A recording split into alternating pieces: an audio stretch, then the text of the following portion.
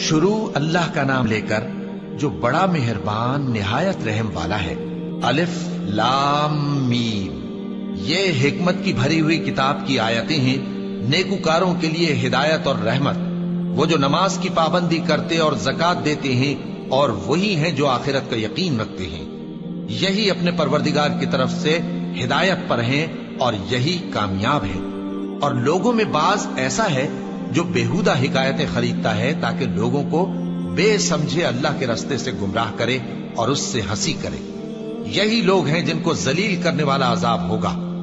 اور جب اس کو ہماری آیتیں سنائی جاتی ہیں تو اکڑ کر منہ پھیر لیتا ہے، گویا ان کو سنا ہی نہیں، جیسے اس کے کانوں میں ثقل ہے۔ تو اس کو درد دینے والے عذاب کی خوشخبری سنا دو۔ جو لوگ ایمان لائے اور نیک کام کرتے رہے ان کے لیے نعمت کے باغ ہیں، ہمیشہ ان میں رہیں گے۔ اللہ کا وعدہ سچا ہے اور وہ غالب ہے، حکمت والا ہے۔ اسی نے آسمانوں کو ستونوں کے بغیر پیدا کیا جیسا کہ تم دیکھتے ہو، اور زمین میں پہاڑ بنا کر رکھ دیے تاکہ وہ تم کو لے کر ڈولنے نہ لگے، اور اس میں ہر طرح کے جانور پھیلا دیے۔ اور ہم ہی نے آسمان سے پانی نازل کیا، پھر اس میں ہر قسم کی نفیس چیزیں اگائیں۔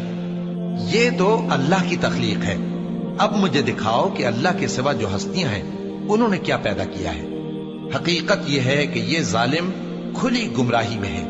اور ہم نے لقمان کو دانائی بخشی کہ اللہ کا شکر کرو، اور جو شخص شکر کرتا ہے تو اپنے ہی فائدے کے لیے شکر کرتا ہے، اور جو ناشکری کرتا ہے تو اللہ بھی بے نیاز ہے، لائق حمد و ثنا ہے۔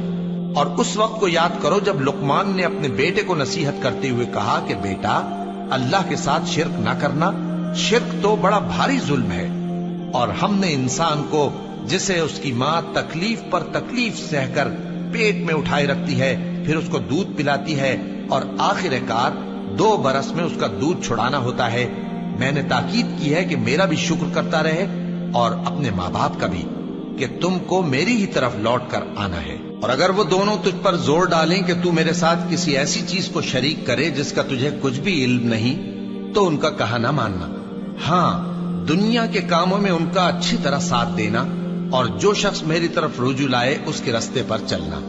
پھر تم کو میری طرف لوٹ کر آنا ہے، تو جو کام تم کرتے رہے ہو سب سے تم کو آگاہ کر دوں گا۔ لقمان نے یہ بھی کہا کہ بیٹا، اگر کوئی عمل چاہے رائی کے دانے کے برابر بھی چھوٹا ہو، اور ہو بھی کسی پتھر کے اندر یا آسمانوں میں مخفی ہو یا زمین میں، اللہ اس کو قیامت کے دن لا موجود کرے گا۔ کچھ شک نہیں کہ اللہ باریک بین ہے، خبردار ہے۔ بیٹا، نماز کی پابندی رکھنا اور لوگوں کو اچھے کاموں کے کرنے کا مشورہ دیتے رہنا، بری باتوں سے منع کرتے رہنا، اور جو مصیبت تجھ پر واقع ہو اس پر صبر کرنا، بے شک یہ بڑی ہمت کے کام ہیں۔ اور تکبر کرتے ہوئے لوگوں کے سامنے گال نہ پھلانا اور زمین میں اکڑ کر نہ چلنا، اس لیے کہ اللہ کسی اترانے والے شیخی خورے کو پسند نہیں کرتا۔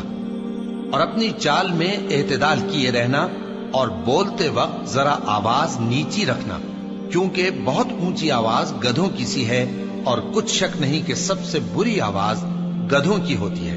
کیا تم نے نہیں دیکھا کہ جو کچھ آسمانوں میں اور جو کچھ زمین میں ہے سب کو اللہ نے تمہارے قابو میں کر دیا ہے، اور تم پر اپنی ظاہری اور باطنی نعمتیں پوری کر دی ہیں۔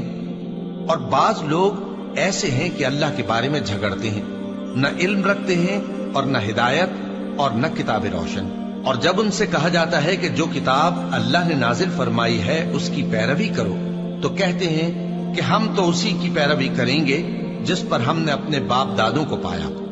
بھلا اگرچہ شیطان ان کو دوزخ کے عذاب کی طرف بلاتا ہو تب بھی، اور جو شخص اپنے آپ کو اللہ کا فرما بردار کر دے اور نیکوکار بھی ہو تو اس نے مضبوط کڑا تھام لیا، اور سب کاموں کا انجام اللہ ہی کی طرف ہے۔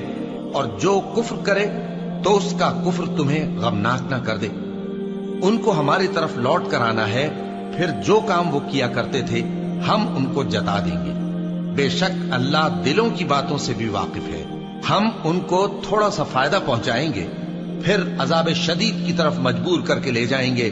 اور اگر تم ان سے پوچھو کہ آسمانوں اور زمین کو کس نے پیدا کیا، تو بول اٹھیں گے کہ اللہ نے۔ کہہ دو کہ اللہ کا شکر ہے، لیکن ان میں اکثر سمجھ نہیں رکھتے۔